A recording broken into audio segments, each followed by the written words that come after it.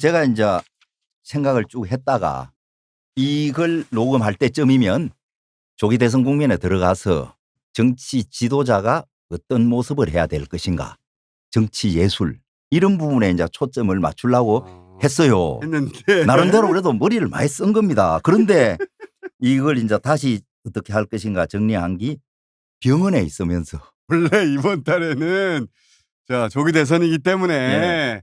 정치 진짜, 지도자가 진짜. 앞으로 갖춰야 될 자질에 대해서 얘기하려고 그랬는데 예. 그래서 이제 요 헨리 5세를 중심으로 이제 하는데 헨리 5세. 예. 헨리 5세에서는 셰익스피어가 예. 왜 그랬는가 모르겠어요. 셰익스피어는 연극의 범위를 벗어나서 그 당시 현실에 직접 코멘트를 하고 이런 적은 거의 없어요. 그런데 이 작품에는 연극의 범위를 완전히 벗어나는 코멘트를 하는 겁니다. 직접적인 코멘트. 예, 그래서 보면 이제 이게 또 제가 이제 병원에서 찾은 겁니다. 이렇게 표현을 해요. 헨리 5세가 프랑스에서 완전히 박살을 내고 귀환을 해요. 그때 얼마나 런던 시민이 환호성을 질렀을까. 우리 여왕폐하의 장군님이 반역자들을 칼끝에 꽂고 때맞춰 아일랜드에서 개선한다면 얼마나 많은 시민들이 환호할 것인가. 그래서 여왕폐하는 엘리자베스 1세입니다. 그러면 여왕폐하의 장군은 누군가. 그때 에섹스 후작이라고 굉장히 인기 있던 귀족이 있어요. 아일랜드에서 반란이 일어나서 아일랜드 점령군 총사령관으로 임명해서 이기고 돌아오라. 그러면 이 사람이 엄청 인기가 있을 것이다. 이걸 상정했는데 그 다음 해에 못 이기고 얘가 돌아온 겁니다. 보통 우리 번역판에는 에섹스 후작이 백작이라고 했는데 백작보다 높은 겁니다.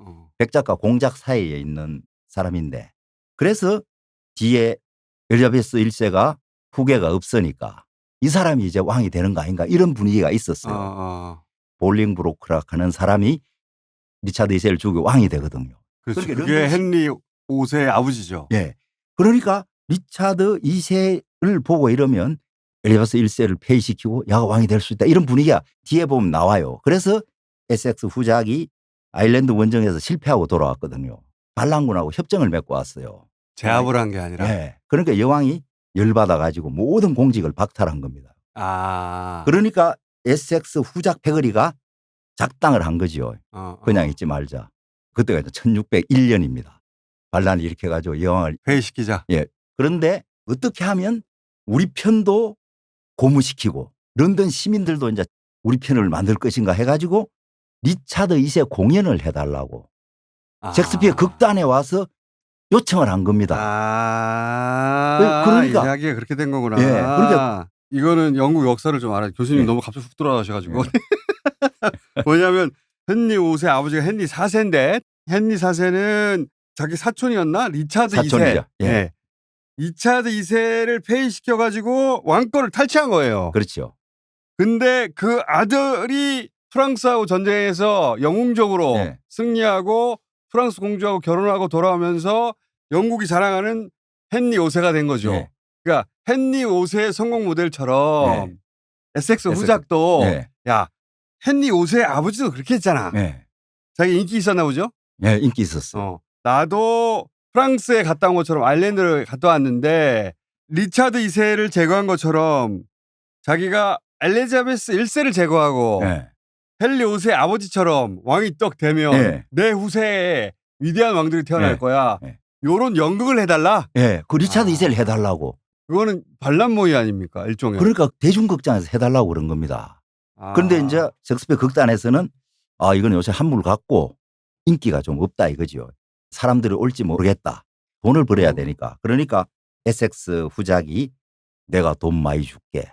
그 돈을 많이 줘가지고 공연을 한 겁니다. 그리고 이제 에섹스 후작 패거리가 앉아있고 하면 와 이랬을 거 아닙니까? 이게 이제 들통이 났어요. 사전 모의가. 그런 의도로 예를 들면 보수가 국제시장 영화 만들어줘. 예. 뭐 이런 것처럼 예.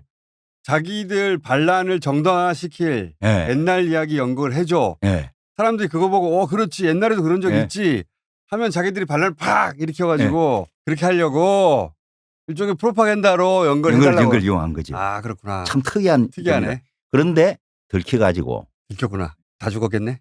다 죽었어요. 그냥 뭐 사정없이 죽이는 겁니다. 반란이니까. 그러면 이 연극을 공연한 배우들은 어쩔 것인가?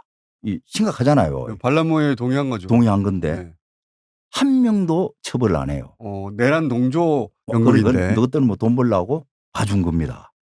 그리고 뒤에 이제 엘리자베스 여왕이 사석에서 그런 이야기를 했다고 기록에 있어요. 자기도 다 알고 있다. 런던 시민들이 나를 리차드 2세로 생각하고 에섹스 후작을 볼링브로크 헨리 4세로 생각하고 있다 하는 걸 알고 있다. 그러니까 예의주시하고 있었던 거죠. 이미 다 파악하고 민심의 흐름을 알고, 그러니까 이게 공연과 그 당시 실제로 반란이 이렇게 조합됐던 대표적인 사례죠. 독특한 사례네요. 예. 헨리 5세가 1599년 정도에 공연을 한 걸로 알려져 있어요. 에섹스 후작이 아직 아일랜드 가서 안 왔어. 1601년에 와가지고 망한 거거든요. 그렇게 이제 승리할 걸로 본 겁니다. 에섹스 후작이. 그러니까 여왕 폐하의 장군님이 와 올 것이다. 그리고 셰익스피어도 이거 보면 에섹스 후작을 좀 지원했나? 이런 느낌을 좀 그러니까 주지요. 헨리 5세 연극 무대에 올린 것은 네. 지금 말씀하신 일이 벌어지기 전에 1년 전이죠. 헨리 5세라는 연극을 먼저 했어. 네. 근데 헨리 5세 연극에서 이 에섹스 후작에 대해서 성공하고 돌아올 거야. 네. 인기가 좋았나 보지. 네. 그러면서 칭송하는 내용이 그 안에 들어있다는 거네요. 예. 그러니까 얼마나 많은 시민들이 환영하러 나오겠냐. 하지만 이제 연극으로 돌아와요. 그것보다 더 많은 인파가 헨리 5세를 환영했다. 하지만 우리 무대는 좁아서 그거는 못 하겠다. 지난번에 이제 우리가 셰익스피어 사극할 때는 유명한 표현이 많이 나왔잖아요. 이 호랑이 심장아. 호랑이 심장아. 호랑이 심장아. 불만의 겨울. 유명한 거 많이 나왔잖아요. 그런데 여기서는 대사로서 유명하진 않은데 너무 유명한 표현이 나와요. 헨리 5세에서는 연극을 할 때 영국 사람들이 아진코트 전투를 프랑스군을 무찌른 거 이걸 너무 자랑스럽게 생각을 하거든요. 헨리 5세가 프랑스에 가가지고 2배가 넘는 프랑스군을 무찌른 아진코트. 불어로 아젠쿠르. 이걸로 이제 헨리 5세가 유명해졌죠. 예.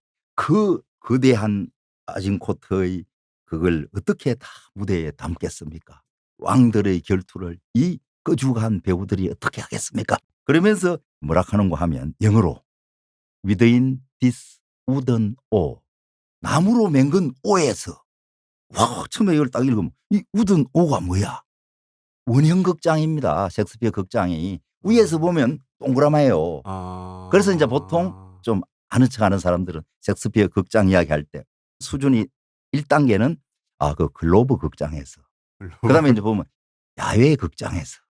최고 수준은 그 우든 오에서. 우든 오에서 못 알아들으면 기분이 째지는 거죠. 너 모르는구나. 우든 오. 말하자면 로마의 콜로세움인 거네요. 네. 그건 이제 스톤 오 그래야 되겠죠. 그러니까 표현이 참 직입니다. 직입니다. 알아들어야 직이죠. 예. 우드노라는 표현이 그 이후 이 원형 극장을 상징하는 단어가 그래서 뭐 있다. 극장을 연구하는 책들 제목이 디스 우든 오가 그렇게 많아요. 셰익스피어 좀 읽었다는 거네. 예. 그거 딱 읽었다 이거죠.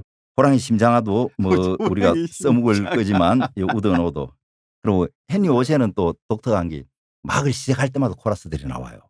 거대한 이 장면을 어떻게 했고 막 굉장히 왕을 중심으로 한 애국심을 자극하는 그런 코러스를 다 하는 겁니다. 헨리 5세를 영국사를 잘 모르시면 모를 수 있으니까 비유하자면 우리나라의 광개토대왕? 그렇죠. 광개토대왕이죠. 프랑스에 가서 프랑스를 박살내고 정조 할아버지가 박살을 처음에 냈어요. 정조 할아버지가 이제 에드워드 3세인데 그 큰아들이 죽어가지고 그래갖고 큰아들의 아들인 손자한테 왕위를 준 게 리차드 2세입니다. 그러면서 이제 장미전쟁이 시작돼요. 벌어지는 거죠. 사촌끼리 막 싸우는 건데. 그래갖고 에드워드 3세가 14살 때인가 엄마가 프랑스 사람인데 엄마가 그러한 관계의 남자하고 해갖고 이래 관계. 결혼하면 이래고 결혼 못하면 그래. 이건 그래로 해야 돼요. 좀 차별을 줘야 돼. 이래갖고 남편을 폐위시키고 권력을 잡은 겁니다. 그런데 얘가 참고 있다가 17살 때 자기 엄마하고 다 무찔러 가지고 에드워드 3세가 됐어요. 그래서 50년 동안 왕위에 있었습니다. 이때 엄마가 프랑스니까 나는 프랑스 왕위에 대한 주장이 있다. 그래가지고 시작하는 전쟁이 백년 전쟁의 시작입니다. 그렇죠. 엄마가 프랑스 왕족이니까 프랑스 왕가 내 거다. 그런 주장을 한 거죠. 그래갖고 쳐들어가고. 그래갖고 이때 가장 대표적인 게 크레시 전투인데 크레시 전투에 딱 이겨가지고 저것들이 말 안 들어 해가지고 깔레를 둘러싸버린 겁니다. 그렇죠. 6명 나와라. 예, 다 죽을래. 6명 나와라. 귀족 6명이 나오죠. 예. 목에 막 밧줄을 걸고 나왔는데 왕비가 음. 살려줍시다.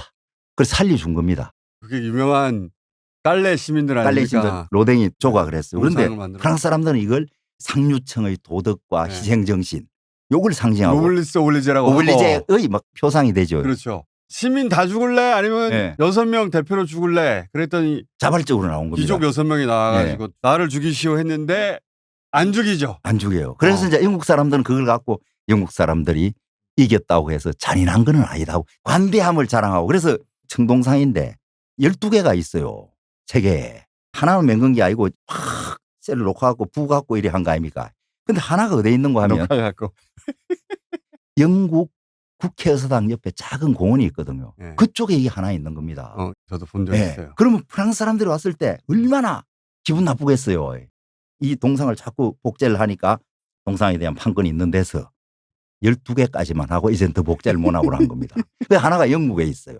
이게 백년 전쟁의 시작이고 그 뒤에 이제 엎치락 뒤치락 하다가 그렇죠. 헨리 5세가 아진코트에 완전히 마무리를 승리. 짓죠. 예. 네.